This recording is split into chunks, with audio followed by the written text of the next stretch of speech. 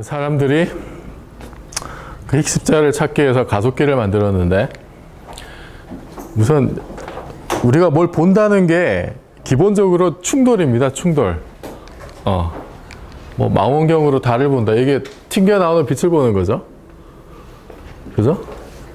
그래서 우리는 이렇게 그 튕겨 나오는 빛을 그냥 자연스럽게 볼 수 있는 눈이라는 어떤 신체적인 구조가 발달을 해 있어가지고 그냥 이렇게 쉽게 볼 수 있는데, 만약에 거기 이상이 생기면 그러면 다른 식으로 정보를 얻어야 되는데, 예를 들면 이제 이렇게 막대기를 들고 다니면서 주변에 있는 물체를 쳐봐요.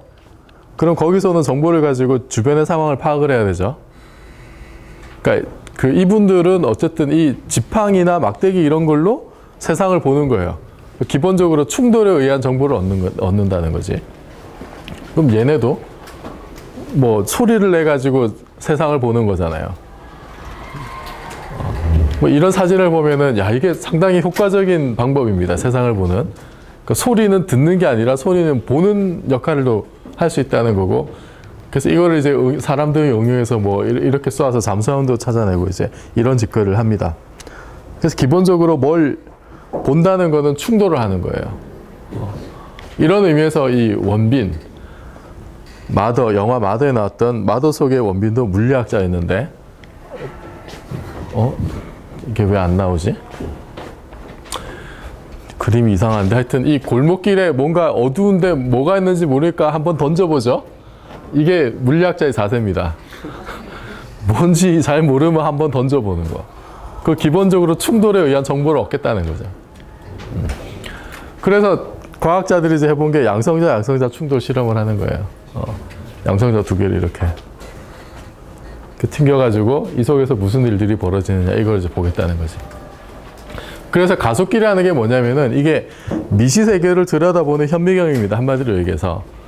우리가 망원경이나 전파 망원경은 우주를 보는 거잖아요. 망원경은 광학적으로 우리가 빛을 직접 이렇게 보는 거고, 전파 망원경은 다른 파장의 이제 그걸로 빛으로 이제 우주를 보는 거고, 현미경은 뭐 세포나 이제 이런 거를 확대해서 보는 거고, 그거랑 마찬가지라는 거예요. 가속기는 원자 이하의 세계를 탐구하기 위해서 그 안에서 뭔 일이 벌어지는지를 보기 위해서 만든 설비고, 일종의 현미경이자 망원경이다. 근데 사이즈가 커. 그게 문제지. 또는 가속기는 아이언맨의 필수품이죠. 그죠? 이 정도 되면은 뭐 아이언맨 정도면은 집에다 가속기 만들어서 새로운 원소 합성을 하고.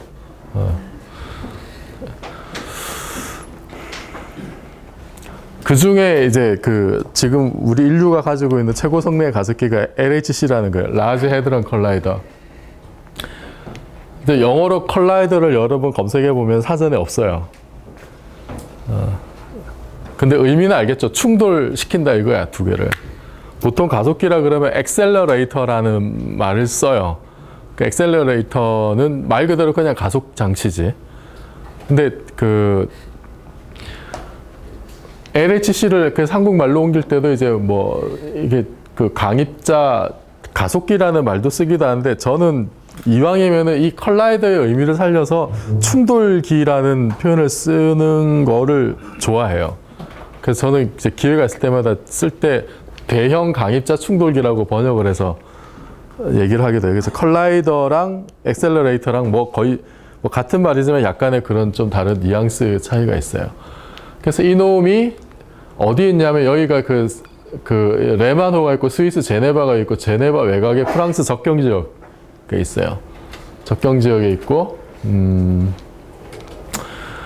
이게 세른의 입자 가속 및 충돌 장치, 지하 100m, 170몇 미터인가 그렇고, 이게 이 둘레가 27km의 원형 터널입니다. 터널. 이 터널은 옛날에도 있었어요. 옛날에 전자 양전자 충돌 장치를 만들었던 터널인데, 그 터널을 그대로 쓰고 있는 거예요.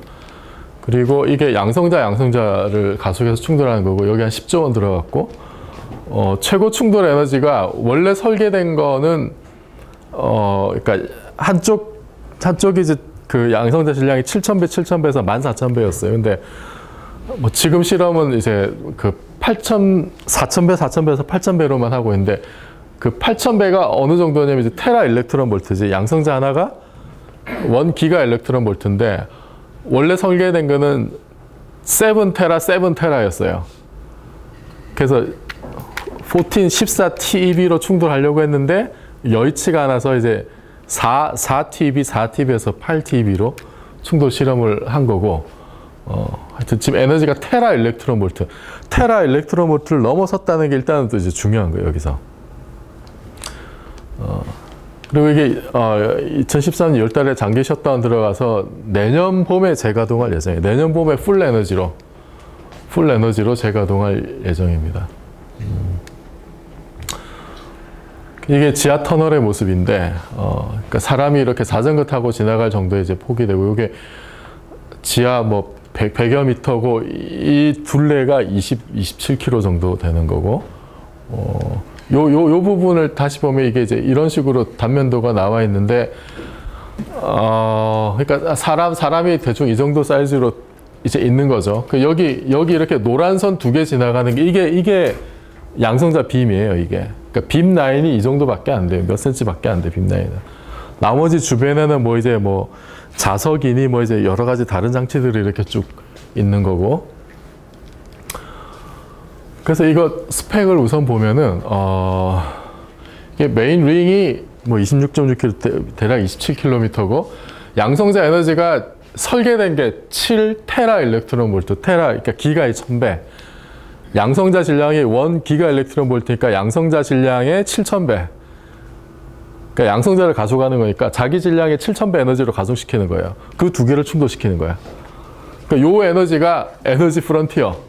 그 전에 있었던 가속기는 미국의 테바트론이라는 가속기가 있었어요. 시카고 옆에 그 페르미 연구소에 가속기가 있는데, 테바트론은 이름만 들어도 테라 일렉트론 볼트를 하겠다는 거지. 거기서는 그 양성자, 반양성자 충돌 장치였고, 그 에너지가 대략 2테라 정도였어요. 2테라. 그 테라를, 충돌 에너지가 테라를 넘긴 했지만, 본격적으로 테라를 보게 된 건 사실 이제 LHC라고 볼 수가 있고, 그러니까 에너지가 어쨌든 그거보다 뭐 하여튼 상당히 많이 올라가 있죠. 그리고 루미나시티라고 하는 게 있는데, 이게 뭐냐면은 양성자 2개 충돌할 때 이게 그 양성자들끼리 유효한 충돌 횟수, 단위 시간당, 단위 면적당, 그게 지금 이게 10의 34승. 이 숫자가 얼마나 어마어마한지는 좀 이따가 제가 말씀을 드릴 거예요. 어쨌든 이게 빔의 광도인데, 빔의 광도라고 하는 게 서로 충돌하는 횟수가, 이펙티브한 횟수가 이제 어느 정도 되느냐를 나타내는 양이에요. 굉장히 중요한 요소예요, 이것도.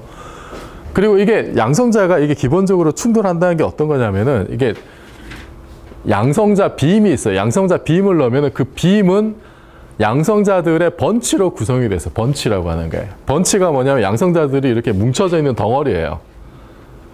그러니까 그냥 양성자 하나하나가 이렇게 유니폼하게 가는 게 아니라 덩어리져서 어떤 양성자 번치를 만들어서 거기에 양성자들이 모여 있고, 그 번치들이 이런 식으로 쭉쭉쭉 나가는 거야.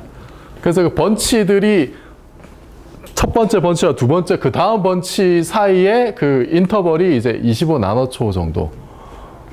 그 프리퀀시가 뭐 이 정도 되는. 그러니까 번치가 이렇게 덩어리진 양성자들이 모여서 덩어리진 번치를 만들고, 걔네들이 이렇게 일정한 프리퀀시로 쭉쭉쭉 지나가는. 그래서 그 번치끼리 지나가면서 그 안에 양성자들이 충돌하는 그런 식으로 돼 있어요. 그래서 한 번치당 양성자 개수가 몇 개냐면은 대략 10의 11승계니까 1000억 개, 그죠? 번치 하나에 양성자 1000억 개씩 들어가 있는 거야. 그러니까 1000억 개가 모여있는 번치들이 이렇게 25나노세컨드의 프리퀀시로 이렇게 쭉쭉쭉 이제 반대 방향으로 돌리는 거예요. 그리고 이거는 이렇고, 뭐 이건 자석이고, 이것도 자석이고, 뭐 이거 알 필요 없고, 그다음에 이게 번치가 지나갈 때마다 양성자들이 서로 충돌하는 게 대략 한 20번 정도. 실제로라는. 그리고 양성자 빔을 한 번 넣었을 때 그 안에 있는 번치의 개수가 대략 2800개. 2800개 번치들이 이렇게 쭉쭉 지나가면서 이 25나노세컨드의 프리퀀시를 지나가면서 이제 충돌을 일어나는 거고, 얘가 한 바퀴 도는데 이 양성자가 얼마나 가속되냐면 광속에 99.9999에서 96개하고 1. 거의 광속에 가깝게 가속을 해요. 그래서 1초당 27km를 몇 번 도냐면은 11,200번 돈다는 얘기예요. 그리고 초당 이제 그 충돌 횟수가 뭐 대략 한 뭐 이 정도 되는. 그래서 이걸 가지고 사실은 이 루미너시티라고 하는 거 여기 나와 있는 다른 지표들로 이렇게 대략 계산할 수가 있어요. 대충 계산하면 이게 초당 단위 면적의 그 유효한 어떤 가능한 모든 그 양성자들의 충돌 횟수가 대략 10의 34승 정도 되고, 그러니까 실제 상황이 이제 이런 식이라는 거지. 빨간색, 파란색 번치들이 서로 반대 방향으로 돌다가 이 간격이 25 나노초 정도고, 이게 약간의 각도로 뒤틀어져 있어가지고 가면서 이렇게 충돌이 일어난다는 거예요.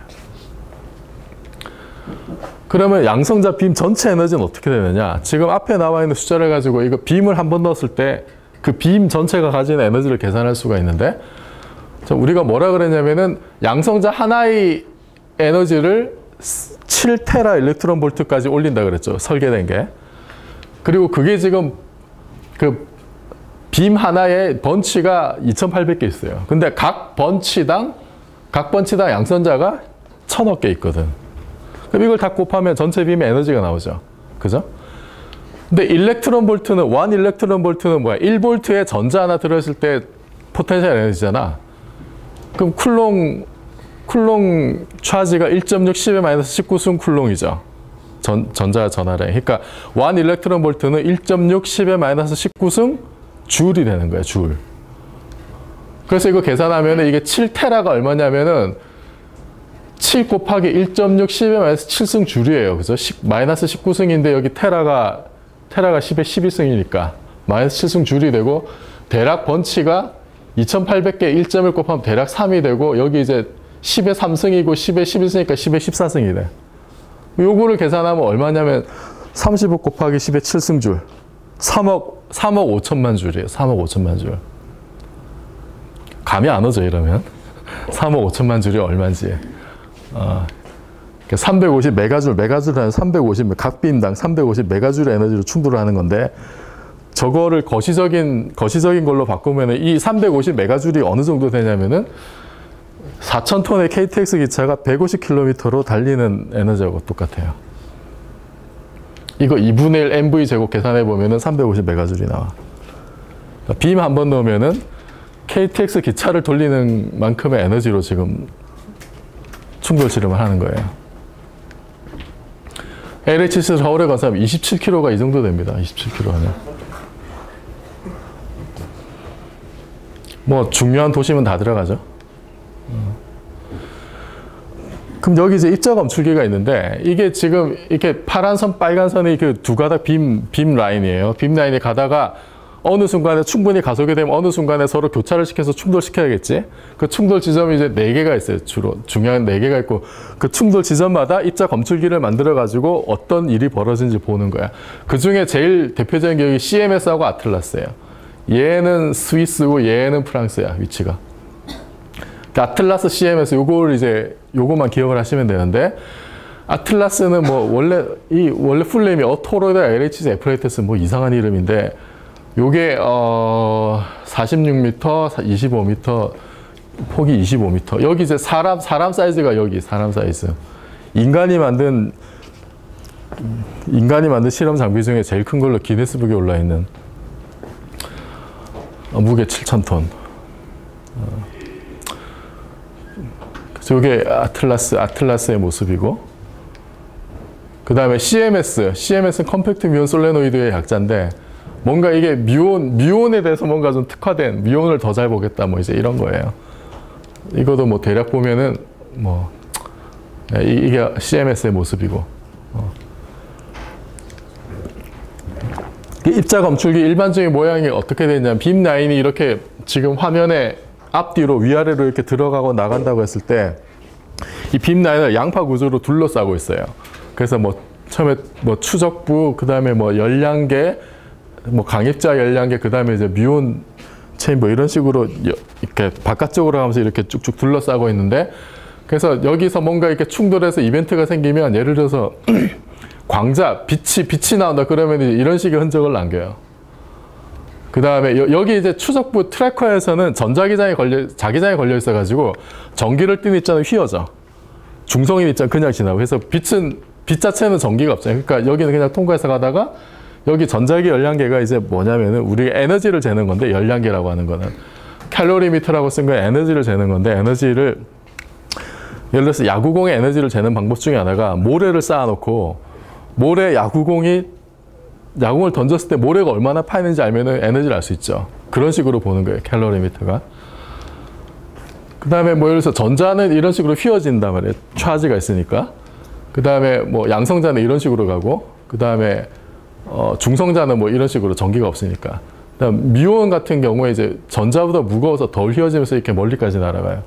그 다음 중성미자는 전혀 반응 안 하니까 다 그냥 밖으로 나가. 미싱 에너지로 남아, 중성미자는. 이걸로 검출할 수가 없어요.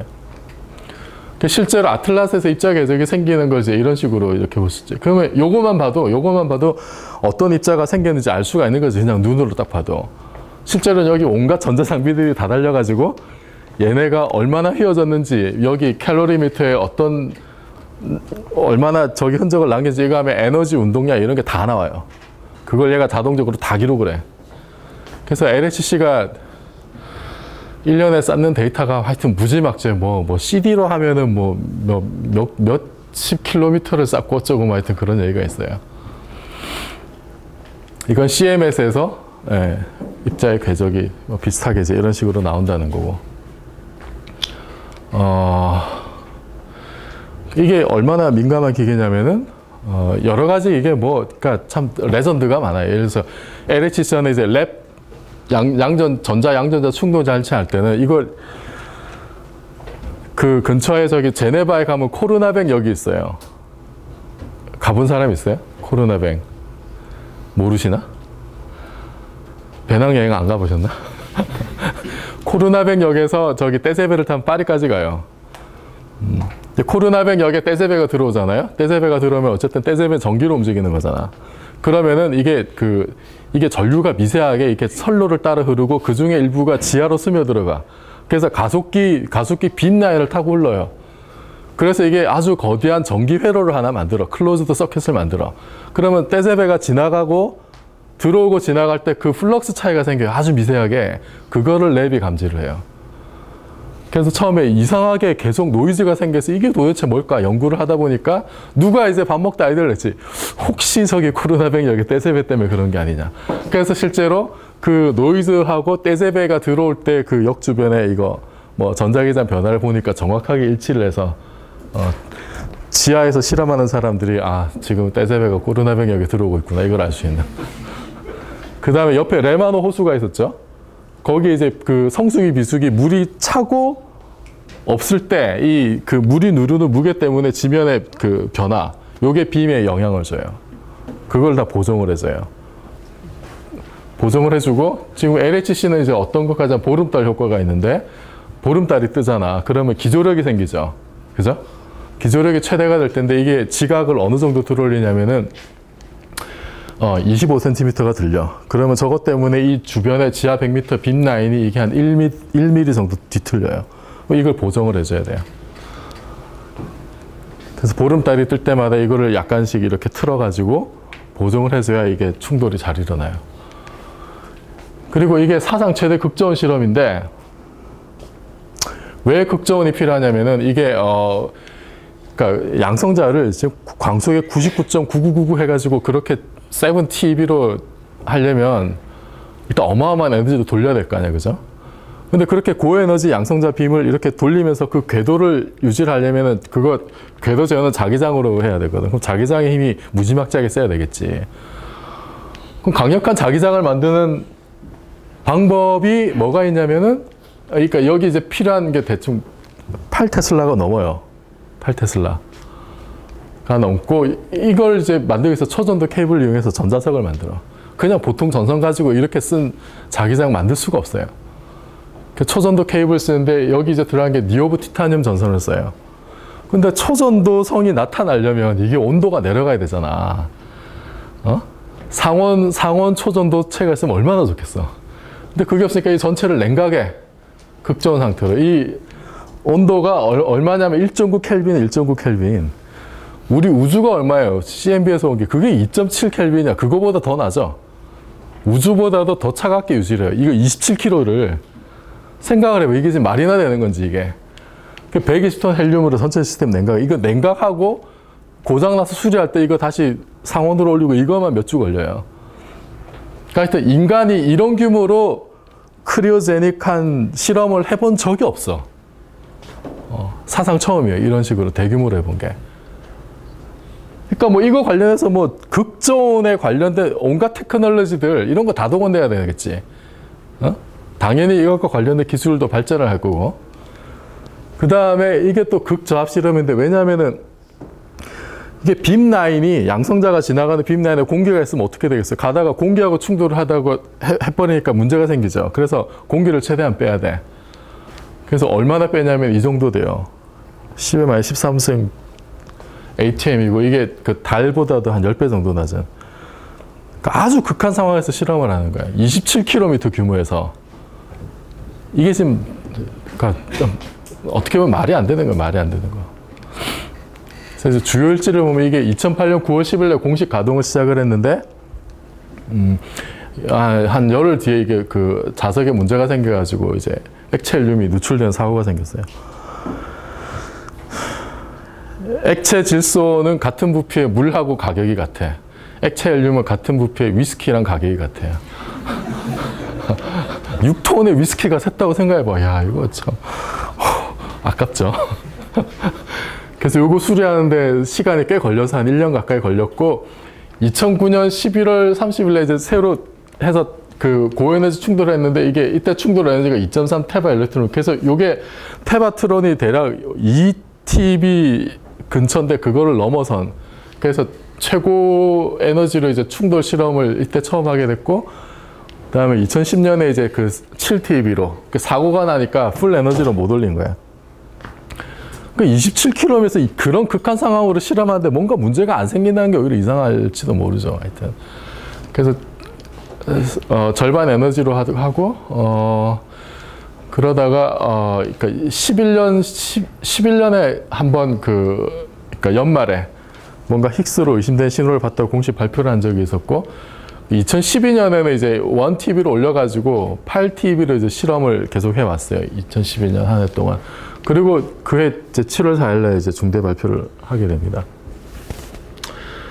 그러니까 LHC를 가지고 이 힉스 입자를 어떻게 찾냐면은 양성자 둘을 충돌하면 양성자는 UUD죠. UUD인데 그 안에 이렇게 그 접착자들이 이렇게 스프링처럼 막 복잡하게 얽혀 있어요. 그래서 이거를 충돌을 시키면 그러면 7-7으로 충돌하면 대부분 에너지는 양성자를 깨는 데 들어가. 양성자를 깨는데 에너지가 많이 소모되고 그 다음에 그 중에 에너지 일부를 이렇게 그 쿼크나 접착자들이 이렇게 가지고 나오는 거예요. 그러니까 충돌 에너지가 7TB라고 해서 그것에 그러니까 글루온 같은 경우에 그것에 한 뭐 20-30%도 가지고 나올 수가 있어요. 쿼크는 뭐 한 10% 미만이야. 그러니까 7TB를 하더라도 실제 이 소립자들이 가지고 나오는 에너지는 그만큼 작기 때문에 전체 충돌 에너지가 높아야 되는 거예요. 그러니까 테바트론 같으면 미국의 테바트론은 원래 충돌 에너지가 뭐 2TB 정도밖에 안 됐으니까 실제 그 안에서 소립자들 상호작용이 TB 수준에서 일어나지 않은 거야. 그런 의미에서 본격적인 테라 일렉트론 볼트의 현상을 본 건 이제 이게 처음인 거예요. 양성자를 깨는데 에너지를 쓰고도 얘네가 충분히 TB의 테라 일렉트론 볼트의 에너지를 가질 수 있으니까.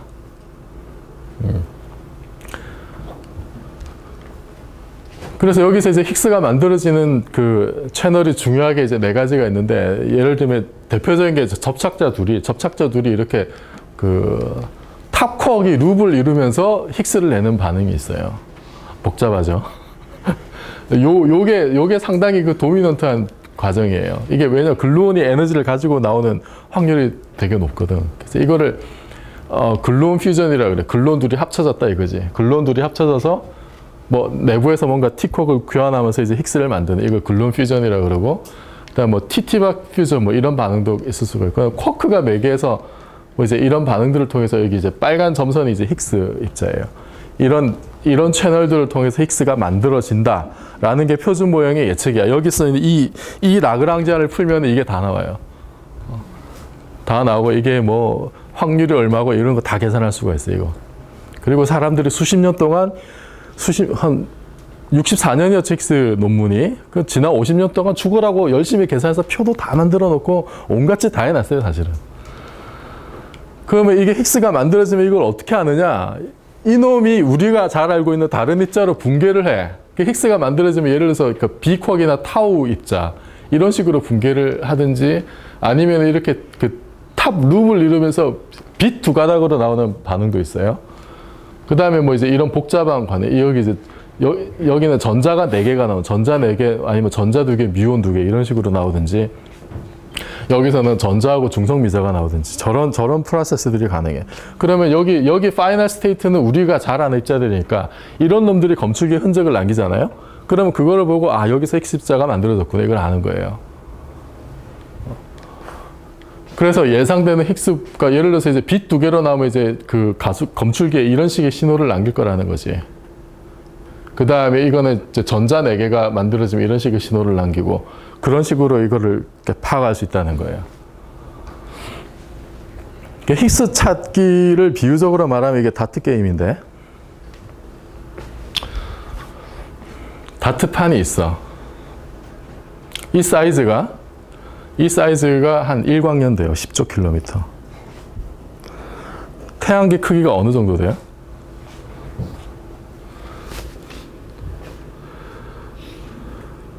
한 100억 킬로미터 정도 될 거야, 아마 사이즈가.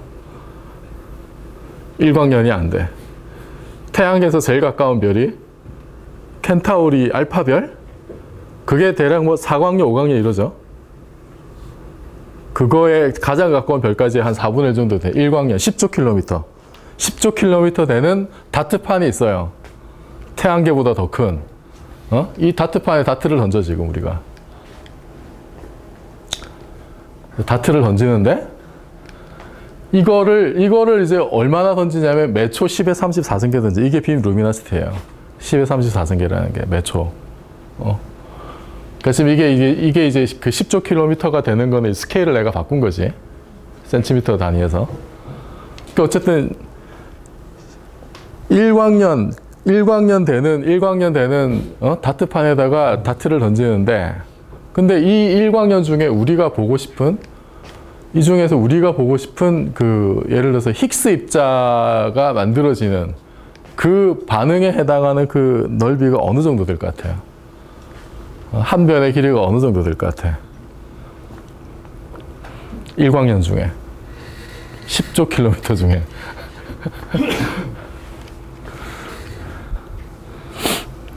잘 모르겠죠. 이게 가로 세로 7cm예요.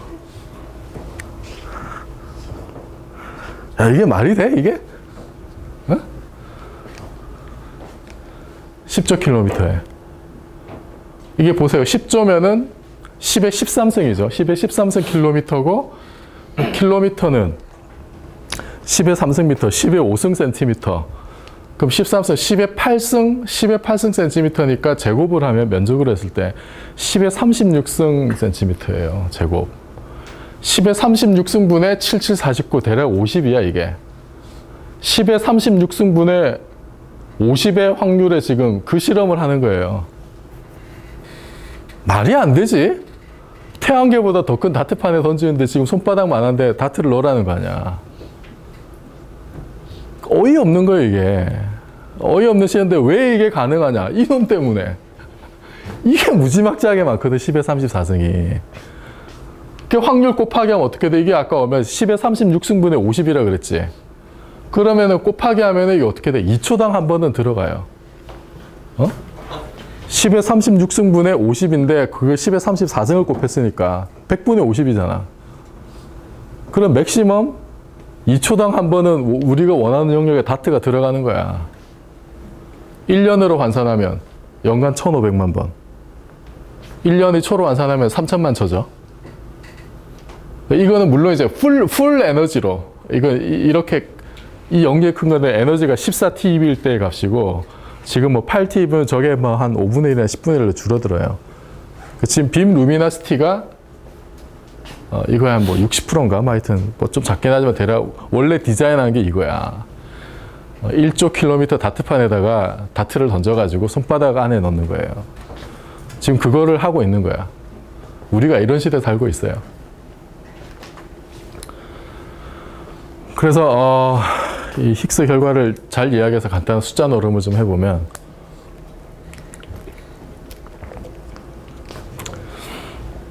유리 겔라라고 여러분은 잘 모르실, 이제 청강하는 나이 드신 분들은 이제 다들 아실 텐데 80년대에 이 자기가 초능력이 있어서 자기 초능력으로 이 숟가락을 구부리고 뭐 시계를 멈추게 한다고 전 세계를 떠돌아다니면서 사기를 쳤던, 한국에도 이렇게 와가지고 공중파에서 유리겔라 쇼 막 방송하고, 저도 TV 보면서 왜 나는 초능력이 없을까 막 슬퍼했던 그런 기억이 있는 시대 사기꾼인데, 하여튼 예를 들어서 이 아저씨가 이렇게 나타나가지고 네가 동전을 던지는데 내가 초능력을 발휘해서 항상 앞면만 나오게 하겠다, 이렇게 얘기를 했다고 봅시다. 그럼 일단 봐도 사기죠. 이거는 무슨 말도 안 돼. 근데 이제 과학을 하는 입장에서는 이거를 과학적으로 어떻게 증명할 거냐, 초능력이 있다 없다를 요거 이제 판명을 해야 되죠, 과학적으로. 그래서 이 동전 던지기를 한번 보면은, 이거는 100번 던졌을 때 이거는 이제 시행 횟수가 100번이고 1회 시행 때 확률이 2분의 1인 이항분포죠. 여러분이 고등학교 때 배웠던. 그래서 100번 던지면 평균적으로 50번의 앞면이 나오지. 확률이 1회 시행 때 확률이 2분의 1이니까. 그래서 요거 이제 그 일반적으로 n번 던지고 1회 확률이 p면은 그 평균이 np가 되고, 그죠? 표준 편차는 루트 np 1-p가 되지. 기억나요? 기억 안 나시나? 이거 고등학교 때 나오는, 그래서 이거 시그마를 계산하면 이게 5가 나와. 표준 편차가 5. 그다음 평균은 50이고. 근데 이게 시행 횟수가 충분히 크면 요게 이제 정규 분포를 이루잖아요.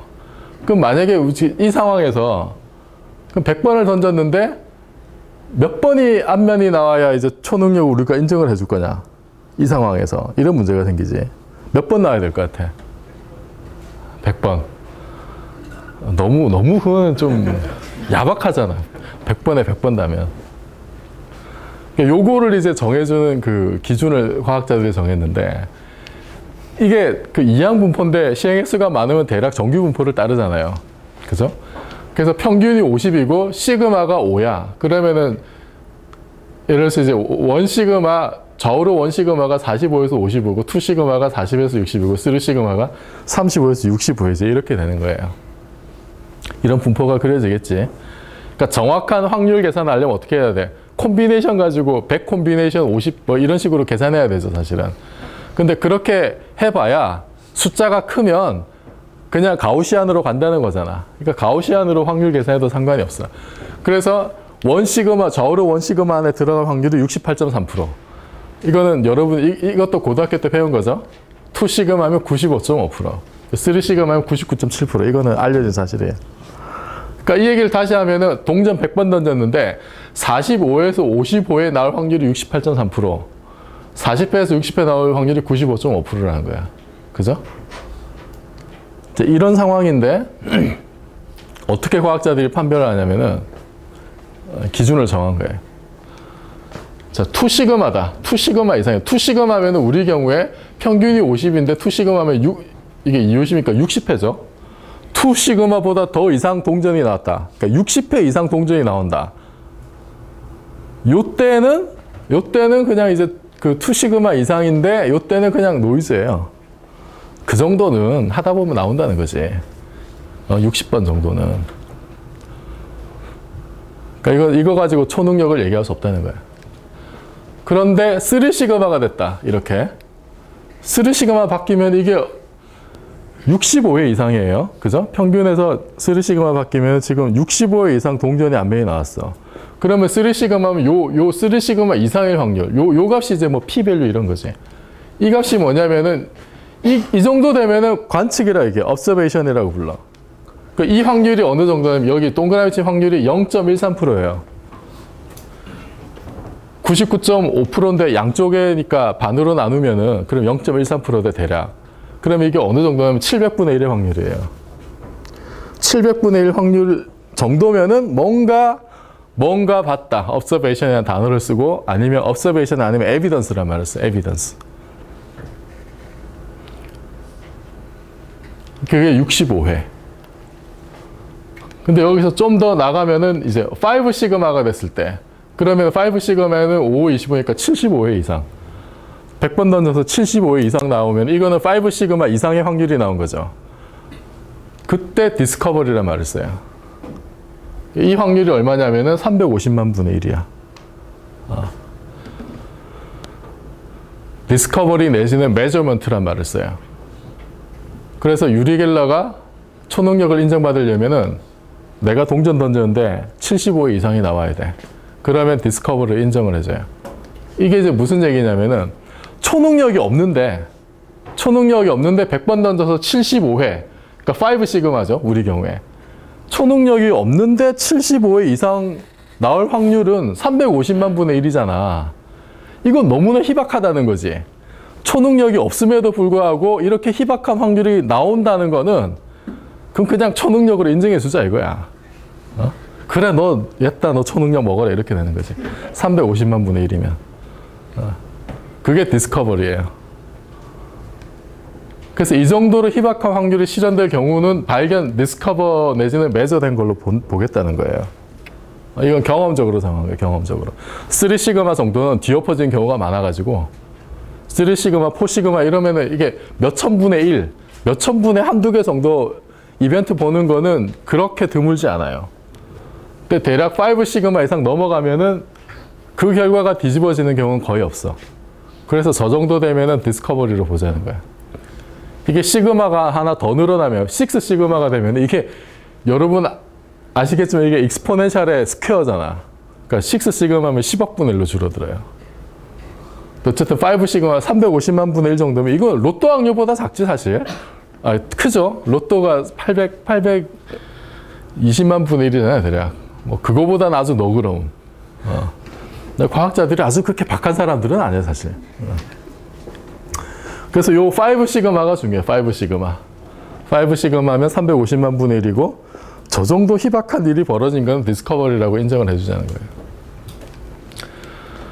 그래서 2012년 7월 4일에 있었던 일을 이제 말씀을 드리면은 이날 CMS가 먼저 그 결과를 발표를 했는데 이게 그러니까 세른에서 발표를 하고 그걸 인터넷으로 생중계를 했어요. 마침 이때 7월 4일에 저기 호주에서 또 큰 뭐 인터내셔널 학회도 있었고 해서 그러니까 저도 이걸 이제 인터넷 중계로 보고 있었는데 이 CMS의 그 대변의 스포크스퍼슨이 조 인칸델라 미국 사람이에요. 그러니까 미국 소속 미국 대학에서 일하는 사람인데 이 CMS 스포크스퍼슨 하고 있어요. CMS에서 본 이벤트 중에 하나가 이거야. 힉스가 빛 두 가닥으로 나간 그 캔디데이트예요, 이게. 그 실제 이벤트를 재구성한 거예요. 연두색이 빛 두 가닥인 거예요. 그래서 이거를 제가 이거는 작년에 여기서 강연할 때도 보여드린 영상인데 혹시나 안 보신 분들이 있으면은 이게 실제 LHC가 어떻게 작동하는지 이게 이제 여러 단계를 거쳐서 양성자 두 개가 가속이 되는 거예요. 여기 이제 SPS가 아까 얘기했던 W 입자를 봤던 그거고 그걸 이제 부스터로 써가지고 이게 메인 링으로 들어가는 거예요. 그래서 이게 지금 그 지하 터널의 모습이고 지금 이 수식이 여기 있는 거고. 그래서 여기 이제 이 양성자 안에 쿼크 세 개가 있다 이걸 이런 식으로 표현을 한 거죠. 이렇게 쭉 가다 여기가 이제 검출 장치가 이거는 이제 아틀라스에서 벌어지는 일을 시뮬레이션을 이렇게 한 건데 그래서 이렇게 오다가 사실은 이제 번치로 온다 그랬죠. 그래서 어쨌든 충돌이 일어나서 이렇게 막 여러 가지 잡스러운 것들도 생기고 이렇게 빛 두 가닥이 나가는. 그러니까 요거는 실제로 그 아틀라스에서 봤던 이벤트 두 개를 가지고 다시 구성을 한 거예요. 그러니까 CMS에서 본 것도 이런 식으로 이제 그 빛 두 가닥이 나오는 걸 봤다는 거지. 그래서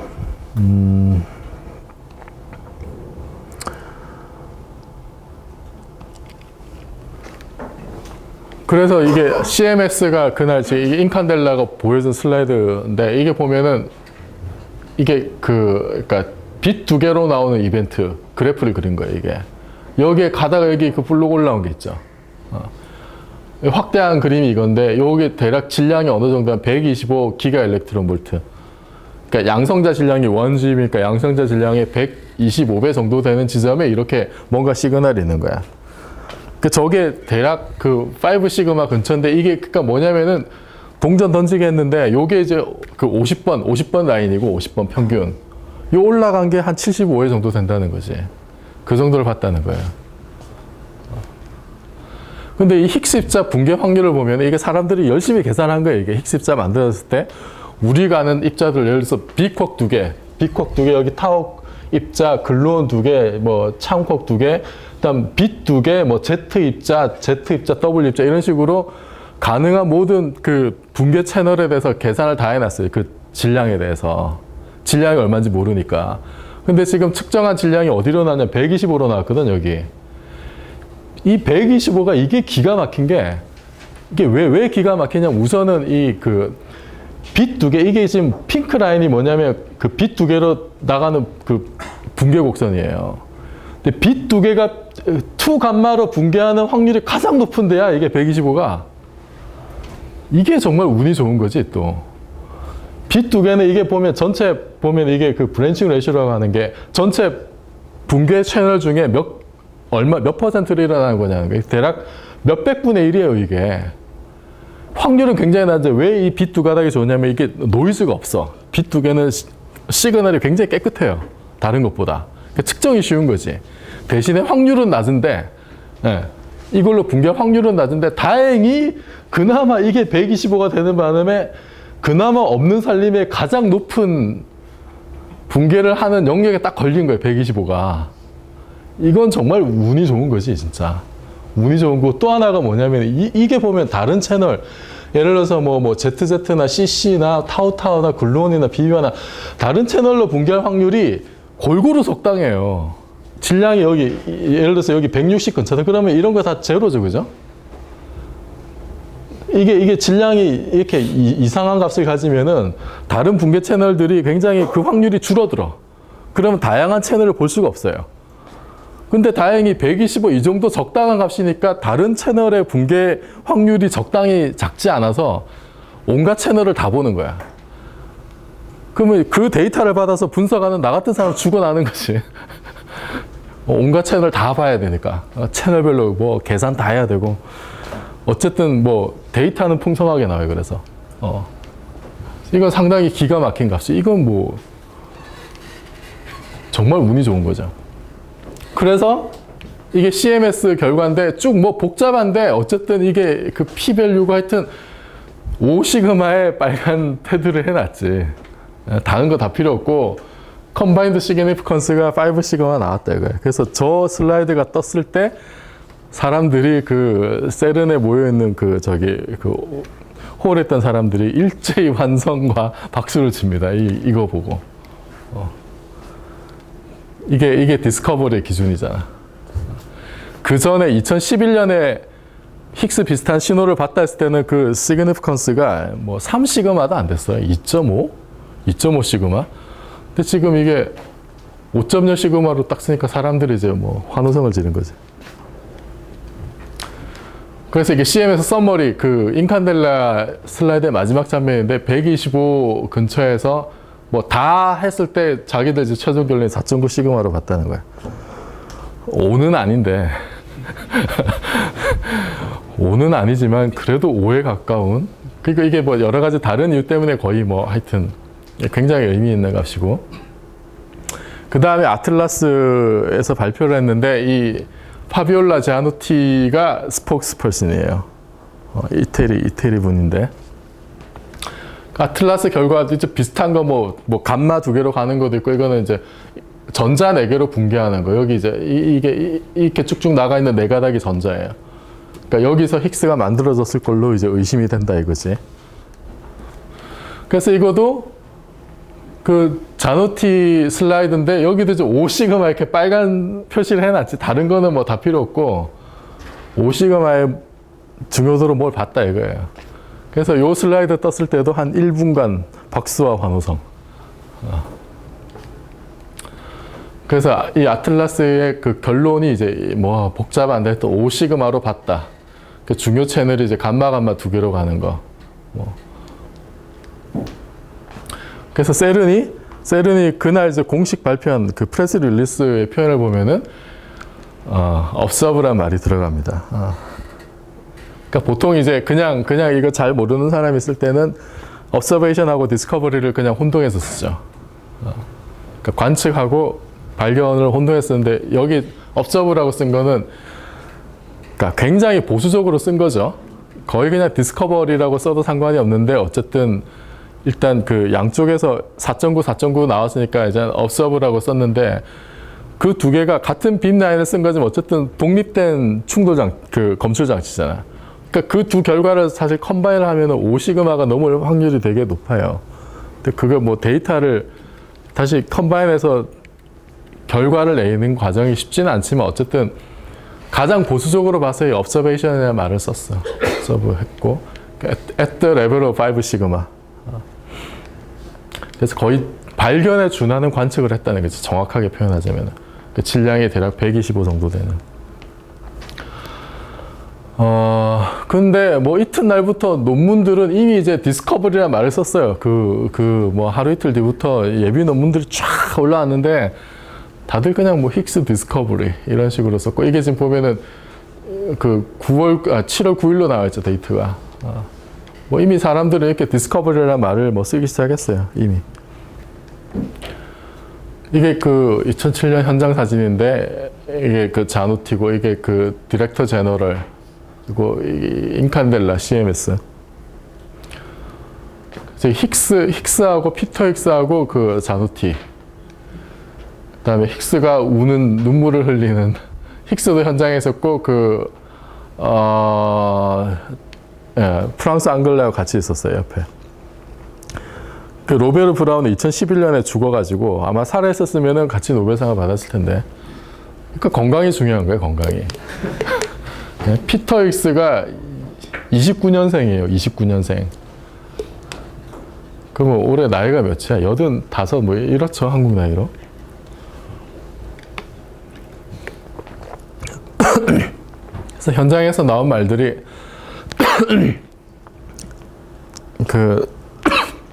자누티가 이런 얘기를 했어요.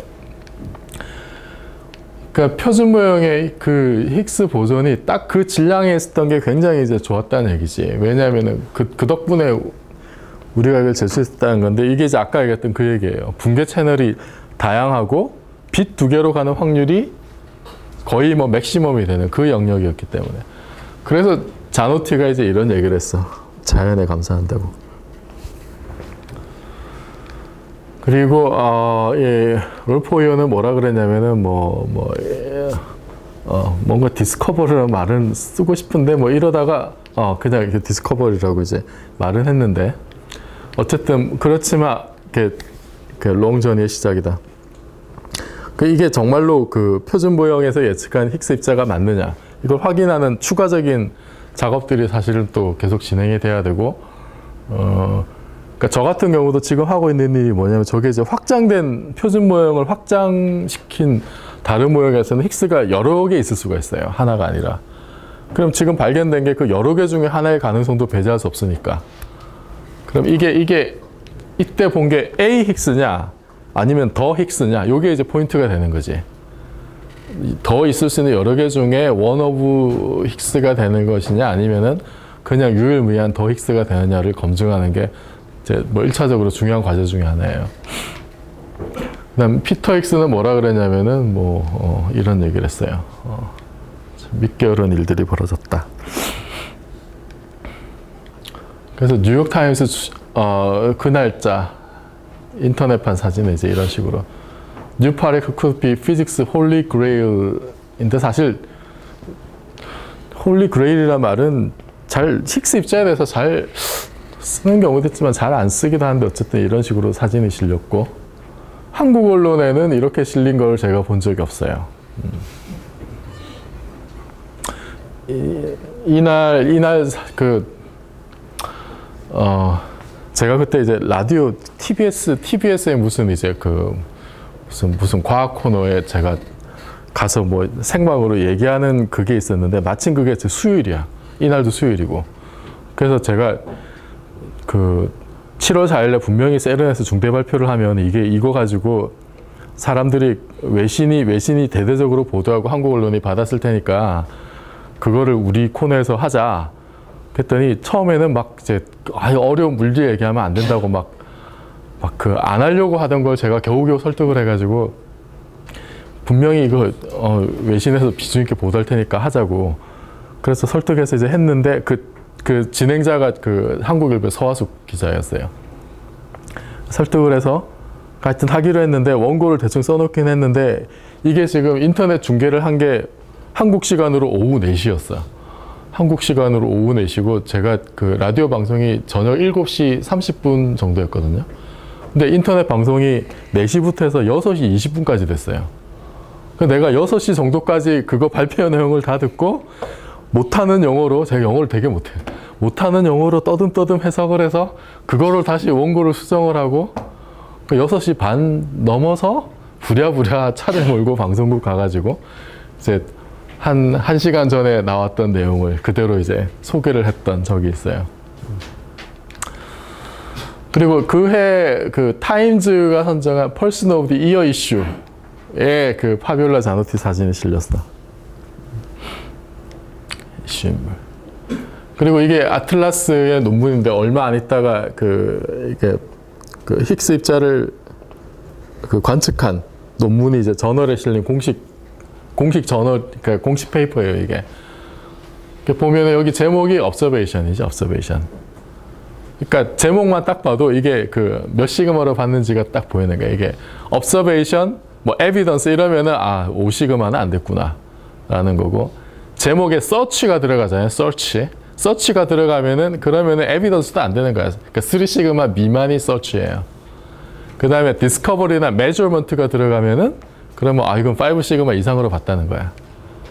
여기에 observation을 넣었다는 거는 그러니까 굉장히 보수적으로 쓴 거예요. 보수적으로.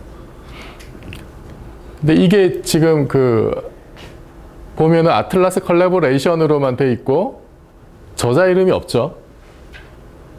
저자 이름이 보통은 이렇게 쭉 들어가고 소속 기관들이 나오는데 저자 이름하고 소속 기관이 없어. 그냥 바로 앱스트랙트예요. 왜 그러냐면은 저자 이름이 너무 많아가지고. 아틀라스의 저자 수가 3,000명 정도 돼요. 3,000명. 3,000명이 어떻게 앞에다 다 써? 그래서 이걸 뒤로 다 뺀 거야. 다 빼서 이게 전체 페이퍼가 29쪽인데 저자하고 소속 기관 쪽 수가 13쪽에 달해요. 뒤에 보면 절반이 그냥 이름하고 소속 기관이야. 그 다음에 이게 백투백으로 실린 게 CMS 논문. CMS가 백투백으로 아틀라스하고 실렸는데 여기도 제목이 observation. observation이고 얘는 저자 수가 3,800명. 코리안 CMS가 여기 들어가 있고 한국의 CMS 센터가 고대 물리학과에 있어요. 그래서 고려대 사람들도 하여튼 참가하고 있고 여기 저자 수 여기도 이제 보면은 있어. 그래서 이거는 뭐 32쪽 중에 절반 이상이 그냥 저자 이름하고 소속 기관하고 뭐 이런 식으로 돼 있어요.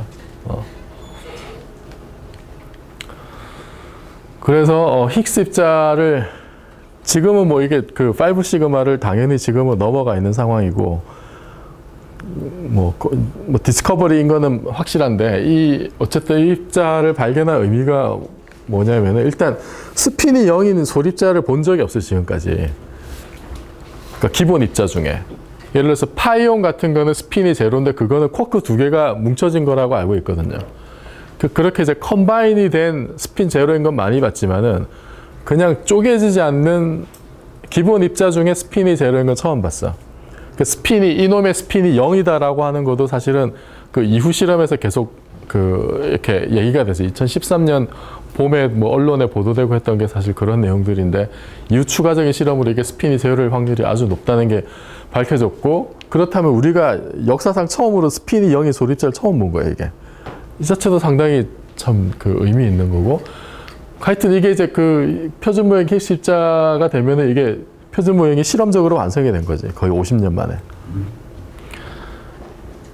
만약에 이게 없는 걸로 판명 났으면은 물리학자들이 50년 동안 사기를 쳐온 거잖아. 그럼 거의 정말 재앙 수준의 일이 벌어졌을 거예요. 스티븐 호킹은 그렇게 되면 세상이 얼마나 재밌겠냐 그러고 힉스 입자가 발견되지 않는다는데 $100를 걸었었죠.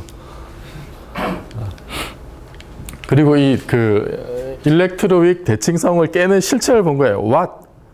무엇이 대칭성을 깨냐? 그 스칼라 입자의 실체를 본 거지. 그러니까 정확하게 말하자면 그 대칭성을 깨고 남은 그 잔해의 입자의 흔적을 이제 본 거예요. 그래서 뭔가 약전기 대칭성이 깨지면서 질량이 만들어지는 힉스 메커니즘이 정말로 작동하는구나 라는 걸 이제 알게 된 거죠. 그래서 그렇게 질량 생성이 어떻게 되는지 그 비밀에 다가가게 됐는데, 근데 이거는 지금 어쨌든 그 사실은 좀 테크니컬한 수준에서 아는 거지, 정말로 그 아주 깊은 수준에서 펀더멘탈한 수준에서 정말로 질량이 뭔지, 이 대칭성이 정말 어떻게 깨지는지에 대해서는 아직 모르는 게 많아요. 모르는 게 많지만 어쨌든 이걸 계기로, 이 발견을 계기로 거기에 좀 더 한 발 다가가게 된 계기가 된 건 확실해. 새로운 물리학을 향한 디딤돌로 왔는데, 이제 우리가 다음 시간에 이 표준 모형이 안고 있는 여러 가지 문제점하고 그걸 극복하기 위한 얘기도 할 거예요. 그래서 그 얘기를 본격적으로 할 수 있게 된 거예요. 이제 표준 모형이 어쨌든 완성이 되고 한번 마무리를 딱 지은 거기 때문에, 이 실험을 가지고. 그리고 이게 전 세계에 걸친 대규모 과학 프로젝트가 성공한, 여기 이제 들어가 있는 엔지니어, 사이언티스트 다 합해서 뭐 10,000명이 넘어요. 아까 기계 정밀도를 보셨지만 이거 정말로 그 공학과 사이언스의 융합이 이루어진 게 여기야, 사실은. 어? 진정한 융합이 이런 데서 벌어지는 거고. 그럼 거기 공학자들도 주어들은 풍월로 피직스는 굉장히 많이 알겠죠? 그 실험 물리학자는 물리 방정식 푸는 것보다 일렉트로닉스를 먼저 배워요. 그러니까 이런 대규모 프로젝트를 공동으로 하게 되면은 자연스럽게 융합이 이루어질 수밖에 없고, 그 결과로 정말 이 그 인간 인식의 프론티어가 이제 이런 데서 벌어지는 거지. 프론티어가 인류 지성의 프론티어는 바로 여기에 있는 거고, 뭐 다른 데도 있겠지만 여기가 가장 뭐 첨예한 곳이고, 그리고 그걸 위해서 자연스럽게 융합이 일어나게 되고, 그리고 그것에 뭐 이게 이제 뭐 물론 뭐 경제적인 효과 같은 데도 이제 이런 얘기도 하겠지만은, 부수적으로 아까 얘기했지만 극저온 실험이라든지 극저압 실험이라든지 이런 게 결국은 다 어떤 형태로든 이게 다 그 뭐 산업 유발 효과나 뭐 이렇게 되는 거예요. 또 전자석 기술이라든지 이제 그 고압 전기를 쓰는 기술, 이런 것 때문에 이제 혹자는 하는 얘기가, 이제 가속기가 있는 나라에서는 그 고속철 기술이 발전할 수밖에 없다는 얘기를 해요. 일본하고 독일이나 이런 데가, 뭐 프랑스도 그렇고. 그래서 어쨌든 이 의미가 상당히 적지 않다라는 거지. 예. 물론 여기에 대해서는 이게 그 빅사이언스, 이게 이제 영어로 빅사이언스라는 건데, 빅사이언스에 대한 논란이 옛날부터 많았고, 이게 우리가 이런 데 돈 써야 되냐, 이제 이런 논란이 적지 않았고, 앞으로도 이런 논란이 있긴 있을 텐데, 한번 진지하게 같이 고민해 봐야 될 문제이긴 해요. 요게. 그래서 2013년에 그 공로로 이 두 분이 노벨상을 받았고, 그래서 이게 보면은 theoretical discovery of a mechanism 이런 말이지. 이게 이제 힉스 메커니즘이고, 그래서 original mass라는 말이 있고, 이렇게 컨펌이 됐다. 뭐 이 컨펌이란 말이 좀 애매하긴 하지만 어쨌든 아틀라스 CMS에서 하여튼 뭘 봤다 이거지. 그래서 그냥 2012년에 봤다 이래서 2013년에 이제 준 거예요. 그 처음 입자를 제안한 사람한테. 그러니까 더블 입자하고 비슷한 케이스지. 83년에 보고 84년에 바로 줬으니까. 그래서 이게 그 힉스 입자가 발견되고 노벨상 받고 할 때 저 같은 물리학자가 얼마나 피곤하게 사냐면은, 그 2011년에 그 연말에 이제 그 힉스 비슷한 시그널을 봤다 그랬을 때 기자가 저한테 전화해가지고 요구한 게 이거예요. 초등학생도 이해할 수 있게 설명해달라. 그래서 뭐 친절하게 설명을 해줬습니다. 2013년 10월 8일이 그 노벨 물리학상 발표되는 날이었는데 그때 이제 발표는 뭐 저녁 8시인가 그랬고 오후 4시인가? SBS 전화를 해가지고 노벨상 수상 내용을 한 문장으로 요약해달래요. 그래서 오늘 제가 그 150분 수업을 위해서 슬라이드를 한 110여 장 준비를 했는데 이 내용을 어떻게 한 문장으로 요약을 해? 그래서 전화 끊고 나서 옆에 있는 선배한테 아니 이게 한 문장으로 될 거면 노벨상을 왜 줬냐고 내가 투덜투덜 했지만 전화에 대고는 굉장히 친절하게 아, 네. 뭐라고 막 열심히 얘기를 하고 기자가 받아 써가지고 그래서 실제 방송에는 이제 이런 식으로 나왔어요. 네. 하여튼 피곤합니다. 그래서 예를 들어서 저는 이제 불만사항이 뭐냐면 아니 최근에 예를 들어서 그 피케티가 그 제2의 자본론을 썼다고 이렇게 한국 와서 강연도 하고 그러는데 그 피케티한테 가가지고 초등학생도 알기 쉽게 설명해 달라고 요구하는 기사는 없거든. 왜 기초과학은 이제 이런 푸대접을 받아야 되냐 이거지. 세상에는 초등학생이 모르거나 한 문장으로 요약할 수 없어도 가치 있는 일들이 굉장히 많은데 이거도 그 중에 하나고 왜 우리는 이러고 살아야 되냐 이거예요. 어쨌든 지금 LHC는 어떤 상황이냐면 이제 롱 셧다운에 들어갔어요. LS1이라고 부르는데 그래서 성능 향상을 위해서 이제 뭐 이게 14일인지 16일인지 하여튼 2015년 보면 재가동하게 되고 이때는 풀 에너지로 뭐 13 내지 14로 재가동하게 되고 그 얼마 안 남았죠. 내년 봄이니까. 그래서 뭐 또 몇 달 돌기 시작하고 뭐 운이 좋으면은 또 가동한 지 몇 달 안에 내년 안에 뭔가 또 새로운 발견을 했을 거라고 그런 발표가 나오지 않을까라고 기대를 하고 있어요. 그러면은 여기서 뭔가 보게 되면은 그냥 물리학 교과서가 바뀌는 거야. 지금 이 힉스 발견으로도 이것 때문에 사실 물리 교과서가 바뀌어야 돼요, 전부 다. 그럼 내년 이후로 계속 뭔가 새롭게 발견되면 그게 전부 다 교과서 내용을 다 바꾸는 내용들이에요. 그래서 여러분도 좀 관심 있게 LHC에 대해서 좀 지켜봤으면 좋겠고 어쨌든 오늘 수업을 들었으니까 첫 시간에 했던 그 지겨운 수학과 산수를 여러분이 조금만 이제 따라가면은 이 방송에서 나오는 이야기들 이런 것 좀 이해하는데도 언론에서 보도된 내용을 이해하기도 쉽고 또 누가 옆에서 이상한 덕후가 뭔가 이상한 소리에도 너 그런 식으로 구라치지 말라고 이제 한 소리 할 수 있는 그리고 최소한 이제 5 시그마가 뭔지는 알겠죠.